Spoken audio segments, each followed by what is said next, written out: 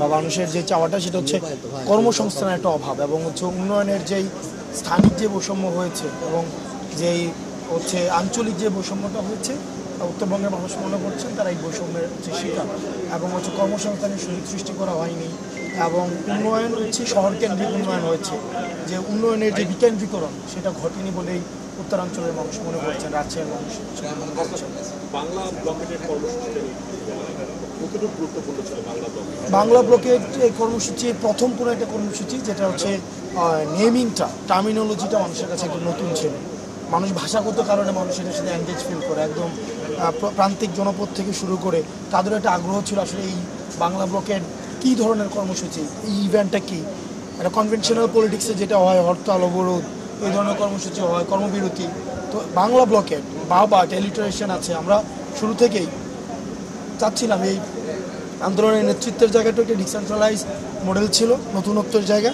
দ্বিতীয়ত হচ্ছে ভাষাগত জায়গাও আমরা চেষ্টা করেছি নতুনত্ব নিয়ে আসার জন্য। সেই জন্য আপনি দেখবেন বাংলা ব্লকেট, শাটডাউন, তারপর হচ্ছে দ্রুহযাত্রা, মার্চ ফর জাস্টিস, মানে নেভার বিফোর সিন ইভেন্টস এর মধ্য দিয়ে মানুষকে আমরা কানেক্ট করানোর চেষ্টা করছিলাম।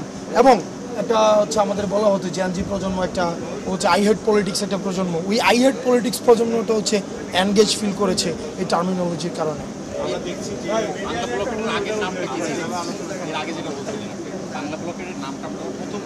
না আমরা আলোচনা করছিলাম, আমরা টিএসসিতে বসে ওই আমি ছিলাম, নাহিদ, সার্জিস, বাকের ছিল, নুসরাত ছিল, হাসিব ছিল, আসিফ ছিল।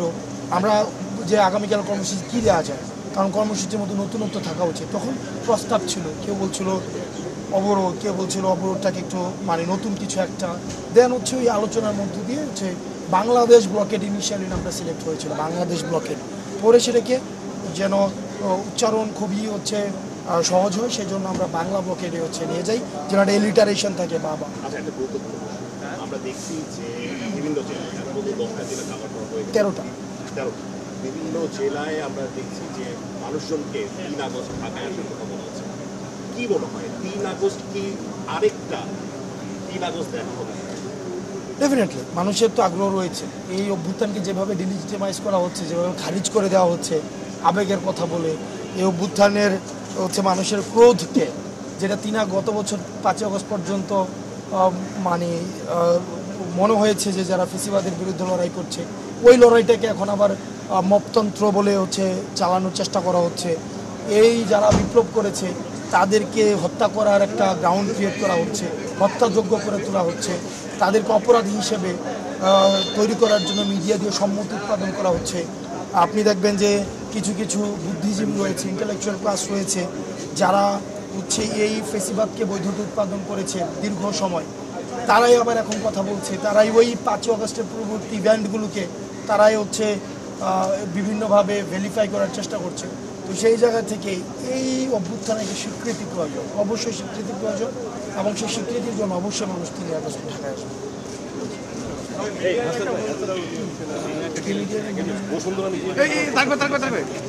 না ভুল, এখানে তো ভুল বোঝাবুঝির কিছুই নেই। বসুন্ধরার যে মিডিয়া যারা রয়েছে তারাও তো আপনি দেখেছেন 3 আগস্টে আপনার বসুন্ধরা মিডিয়ার মালিক কিভাবে বলেছিলেন যে এই সন্ত্রাসী কার্যক্রমকে তারা রুখে দেবে এবং হাসিনার হাতকে শক্তিশালী করবে।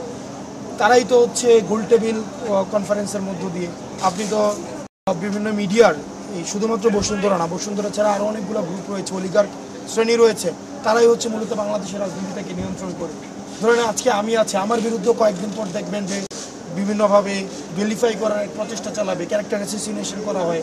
আপনি দেখবেন একটা খুবই একটা স্ট্র্যাটেজিটা খুবই মানে প্যাটার্নটা সেম, বসুন্ধরা মিডিয়ার একটা প্যাটার্ন খুবই সেমভাবেই হচ্ছে একটা আরেকটা 1/11 ঘটানোর একটা হচ্ছে প্রেক্ষাপট তৈরি করছে, যে প্রেক্ষাপটের মধ্য দিয়ে তারা দেখবেন এই অভ্যুত্থানকে কীভাবে হচ্ছে প্রশ্নবিদ্ধ করা যায়, তারা হচ্ছে কীভাবে অভ্যুত্থানের নেতৃত্বকে প্রশ্নবিদ্ধ করা যায়, এবং তারা হচ্ছে তারা দেখবেন বিএনপির যারা সিনিয়র নেতৃবৃন্দ ছিল, আপনার তারেক জিয়া সাহেব ছিলেন, তারপর হচ্ছে দেশনেত্রী বেগম খালেদা জিয়াকে নিয়ে 5 আগস্টের পূর্বে কীভাবে হচ্ছে ভেরিফাই করতো, কীভাবে আপনার নিয়ে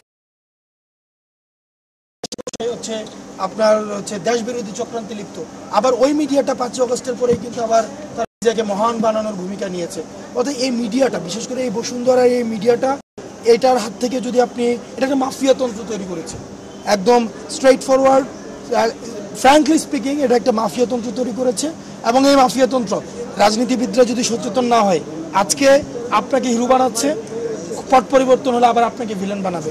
সেজন্য এই মিডিয়া নামে যে বাটপার রয়েছে, মিডিয়া নামে যে অলিগার্ক শ্রেণী রয়েছে, মিডিয়া নামে যে মাফিয়াতন্ত্র রয়েছে, সেগুলো থেকে যদি আমরা ফ্যাক্ট বেসড জার্নালিজম না করতে পারি, আপনাদের মনে হতে পারে আমরা এনসিপির জার্নালিজম দরকার নেই। আপনারা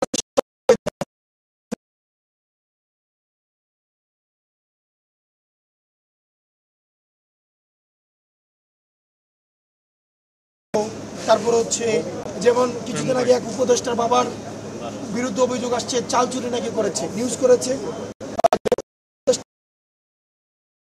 জানা গেল নিউজে গিয়ে দেখে এটা কিছুই নেই। ক্লিকবাইটার জার্নালিজম, এগুলোর মধ্য দিয়ে আসলে ক্যারেক্টার অ্যাসাসিনেশন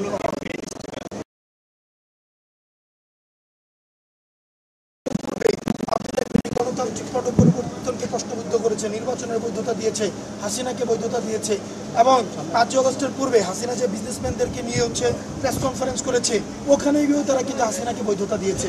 আপনি দেখবেন হাসিনার হাতকে শক্তিশালী করার জন্য তারা হচ্ছে ওখানে শপথ দিয়েছে, হাসিনার কাফেলাতে তারা হচ্ছে সাথে জান্নাতে জাহান্নামে যেতে চায় এমনও কমিটমেন্ট দিয়েছে। এখন তাদেরকে দিয়ে আবার আপনি গণতন্ত্র হচ্ছে পুনঃপ্রতিষ্ঠা করতে চান, এই বিষয়গুলোকে আমরা সন্দেহের চোখে দেখি। আপনাদের সাংবাদিকদেরকে বলবো, আপনারা ফ্যাক্ট বেসড জার্নালিজম করেন, সেটা ক্ষমতার বিরুদ্ধে যাক অথবা ক্ষমতার পক্ষে যাক।